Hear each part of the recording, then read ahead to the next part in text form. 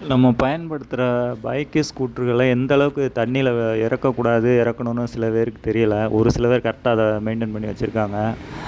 இவங்க நம்மட்ட சர்வீஸ் குடுக்குறவங்க தான் பார்த்தீங்கன்னா, ரொம்ப தண்ணிக்குள்ள இறக்கிட்டாங்க. வண்டி ஆஃப் ஆயிருச்சு. தண்ணிக்குள்ள போம்போது வண்டி ரன்னிங்கில இருந்துச்சுன்னா பிரச்சனை கிடையாது. இந்த மாரி ஆஃப் ஆயிருச்சுன்னா, இன்ஜின் ஆயில்ல வந்து தண்ணி மிக்ஸ் ஆயிரும்.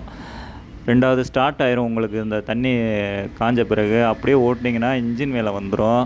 இவங்களும் அந்த கண்டிஷன்லாம் கொண்டு வந்தாங்க.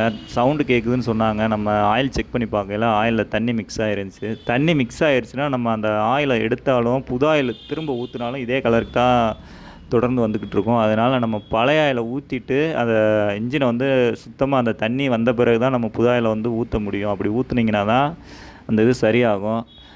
யாராச்சும் தண்ணிக்குள்ள இந்த மாரி மழை டயத்துல விட்டு ஆஃப் ஆயிருந்தீங்கன்னா, 2வது ஆயில் போய் மாத்திருங்க.